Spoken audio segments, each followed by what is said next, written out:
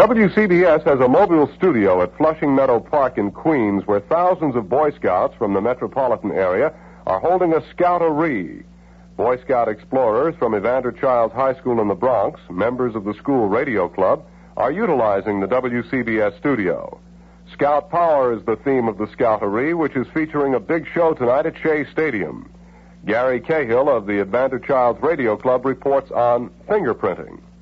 Reporter Robert Lemikie of Evander Childs High School's Radio Club spoke to Boy Scout Alan Strozum of Troop 579 Manhattan about fingerprinting. We have different people working on the exhibit, and we take other people's fingerprints and we show them how it looks and everything. How do you make fingerprints? We take a piece of glass and ink and we roll it out, not that thick. And then we roll the person's thumb or any finger and we put it on a piece of paper. Does the Boy Scouts use this method as a source of registration? No. Different names for fingerprints? Yes, there are quite a few. There are accidental, double loop, radio loop, central pocket loop, plain whirl, tented arch, plain arch, and U-now loop. It's quite interesting how you put it out and you can find other people's fingerprints. Have you had anybody to refuse to get their fingerprints taken of any kind? Yes, we have quite a few. Why? They're afraid of the ink, so people. And we have a sign up there that says Scouts trained personally by FBI. Troop 579, which lets its fingers do the printing. This is Gary J. Cahill reporting from Flushing Meadow Park. Evander Childs High School Radio Club reporter David Mendez went to the first aid facility for Queens at the Scoutery and spoke with Charles Uhrig of Troop 5, South District, Queens. I would like to know how you are prepared in this emergency, if there is any. Well, I have bandages, 2 first aid kits, one I like to leave here, and if I've got to travel to a campsite, I have a second kit to take with me, equipped for just about any normal emergency that can occur. I've had a couple of minor ones, laceration over the eye, a small one, scraped elbows, blisters from the campfires, and one boy with a speck in his eye, speck of dust. I'd like to know how long you've been with the Scouting. I started out as a troop in Troop 5 in 1958, and I went into the Navy. I became a hospital corpsman. And now that I'm out of the Navy again, I've come back to scouting, and because of my knowledge in medical and first aid work, I've taken over part of the training of the troops in first aid, and whenever we get together, I bring my first aid equipment with me. So mothers, don't worry. Your boys at the Scoutery are being well taken care of. This is Charles Sanzone reporting from Flushing Meadow Park. Evander Childs High School Radio Club reporter Pat Dwyer went to the Scoutery exhibiting area and spoke to Eric Hagerbrandt of Troop 257 Bronx about the physical fitness boot that he and his troop were busily constructing. I see your troop theme is physical fitness. Could you tell me more about what this theme will relate to?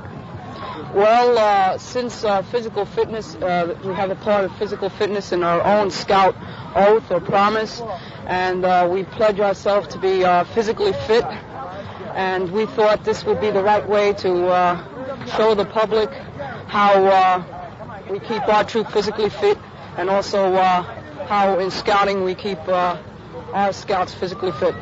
Is keeping physically fit fun? Well, it can be fun in most ways. When you do the strenuous exercises, they may hurt or ache after, but that's a sign that the body is responding to it, and the muscles are responding, and they're contracting, and they are building up, and you will get in shape if it hurts a little. We don't have many dropouts. Once you get on the ball and you get on the hang of being physically fit, you like it so much that you keep physically strong. When the fitness of the Scouts is tested in competitive games and contests, Troop 257 should do well. This is Michael Cali reporting from Flushing Meadows Park. Radio Club reporter David Mendez of Evander Childs High School stopped by Manhattan Troop 341, New Amsterdam District. This troop is made up of Estonian refugees. They call themselves the Vikings, and they use the Boy Scout concept to keep alive their love and respect for their homeland, which is now occupied by the Soviets. Reporter Mendez spoke to Deputy Camp Chief Harry Tarmo. All the boys in this troop are actually the sons of the Estonian refugees. We teach the boys in English language, and we try to keep the Estonian cultural inheritance. The name of this troop in Estonian is Vikings, and our slogan is, what we do, we will do always good. And we boys all say that in Estonian now all together, right? Okay. Mis me teeme hästi, Viking lipp peab jääma püsti. It's safe to say that Troop 341 is the only troop here at the Scoutery speaking Estonian, but that isn't the only reason why they are special. This is Charles Sanzone reporting from Flushing Meadow Park. Evander Childs High School Radio Club reporter Jack Albanese visited a group of singing chefs here at the Scoutery. He spoke to Jeff Krasnoff of Troop 101 in Queens. How did you form your singing group here? Well, with my friend and I, Fred Kaplan and myself, were, he used to play with the guitar, and I sang along with him, and one day he picked out this song, Away in the Water, and we decided to write a scouting song for Boy Scouts of the United States.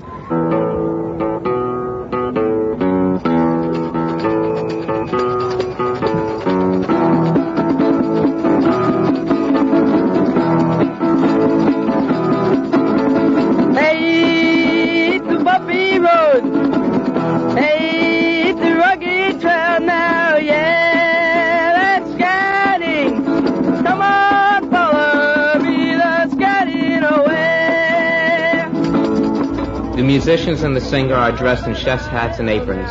They include 2 guitarists, 1 bongo player, and the vocalist who also plays a tambourine. A good-sized crowd gathers. These kids add a new beat to scouting. Hey, it's the bumpy road. Hey, it's the rugged trail now, yeah. That's scouting. Come on, follow me, that's scouting away. Now, your identity. Come on, scouting. Come on, follow me. Hey, it's the bumpy road. Hey, it's the rugged trail now, yeah. That's scouting. Come on, follow me, the American way. This is Stanley Chaskin of Evander Childs High School reporting from Flushing Meadows Park. Survival in the wilderness is important to anyone confronted for the first time with unusual situations and their own inexperience. Reporting from the Scoutery in Flushing, Queens is reporter Glasford Reid, who interviews Alfred Rizzicato, a 14-year-old scout of Brooklyn 295, who explained the techniques for survival in the wilderness, including a new use for plants. I see you have plants here. Could you describe these plants and tell me what they're for? There's mint, which you can put in tea to give it its flavor. Over here there's parsley, which you can make lettuce, a salad out of, or use them on a side dish. This is grapevine. You can get grapes from them. You can eat them plain. This is charming. You have tea, to make tea from this. It's honeysuckle. You can have these raw. They have a honey taste. Here's cloves. You can also eat these right off the bush. They have a lemon taste. Daffodils. These from the roots you make coffee, which I have over here. This is daffodil coffee. What's the most important thing to remember? Well, to stay alive against all odds, and as you see over there, SAT, to save, answer, and to take care of. One Boy Scout who would know his way around the woods. Alfred Rizzicato of Brooklyn. This is Glenn Frazier of the Evander Childs High School Radio Club, reporting from Flushing Meadows Park in Queens. Evander Childs Radio Club reporter Stephen Dicosola came across a group of Boy Scouts dressed as Indians. They were from Explorer Post 519, Bay Ridge, Brooklyn. Harold Mattis, the Indian group leader, who was dressed in bearskin and headdress, was asked to describe the outfits the boys were wearing. We have different tribes represented here. We have the Hopi tribe, we have a renegade Indian, we have the Apache, and different tribes across the country. Could you describe what you're wearing? I am what they call the woodsland outfit, and that is primarily used with triangular designs, and this is basically what they used. You get other outfits that may use rounded curves, different shaped items go with the various tribes, and this is what we study. The story of explorer scouts from Brooklyn, the life and dance of American Indians. This is Deborah Improta reporting from Flushing Meadow Park. Evander Childs High School Radio Club reporter Hugh Richards went to the Scout exhibit area and talked with Brian Brand of Troop 743 Sunrise District. The subject, the Reptile Exhibit Brian and his trooper in charge of. Well, this past weekend we went down to southern New Jersey, Lebanon State Forest, the Pine Barrens of New Jersey, and we caught a pine snake, all the frogs you see here, all the water snakes you see here, and half of the turtles that you see. How do you go about getting these snakes, You see the snake on the ground after either picking up a rock or at the edge of the water. You literally jump upon him, grabbing him by behind the neck with your hand. If it was a venomous species, you'd use the snake stick, which one of the boys has back there. It's simply a grass cutter with the blade taken off. Are these snakes harmless? Yes. Later today we'll have a rattlesnake, I hope. How did you first start, collecting snakes? Well, I was only a kid. I went to the country a lot, and the frogs intrigued me. Before you know it, I went to turtles. From turtles, I went to snakes. Snakes, I went to lizards. If Troop 743 can keep the rattlesnake in its cage, they should be in good shape.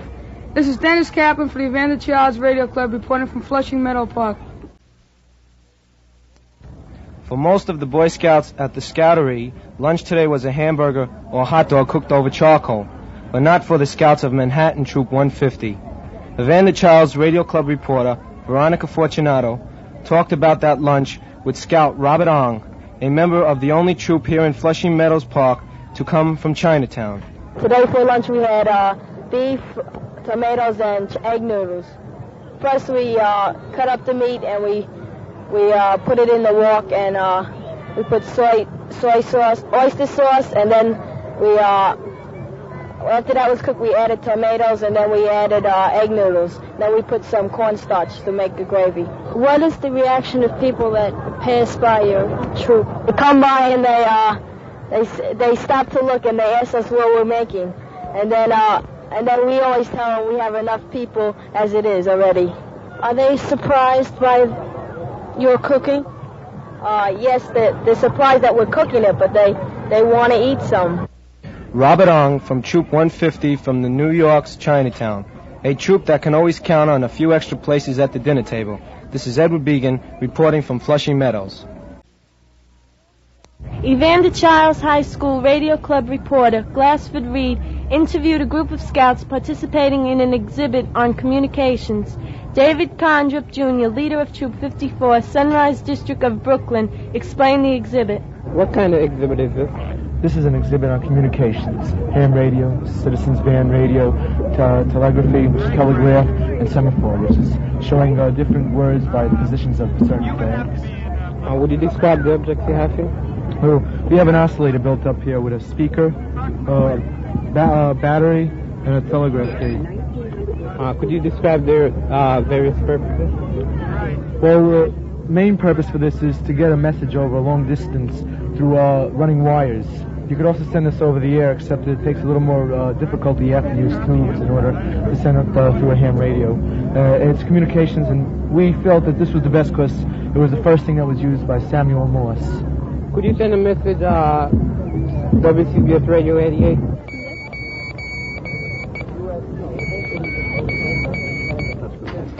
This is Cynthia Ciferri reporting from Flushing Meadow. Reporter Robert Lemikie of Evander Childs High School's Radio Club spoke to Boy Scout Alan Strozum of Troop 579 Manhattan about fingerprinting. We have different people working on the exhibit, and we take other people's fingerprints and we show them how it looks and everything. How do you make fingerprints? We take a piece of glass and ink and we roll it out, not that thick, and then we roll the person's thumb or any finger and we put it on a piece of paper. Does the Boy Scouts use this method as a source of registration? No. Different names for fingerprints? Yes, there are quite a few. There are accidental, double loop, radio loop, central pocket loop, plain whirl, tented arch, plain arch, and U-now loop. It's quite interesting how you put it out and you can find other people's fingerprints. Have you had anybody to refuse to get their fingerprints taken of any kind? Yes, we have quite a few. Why? They're afraid of the ink, some people.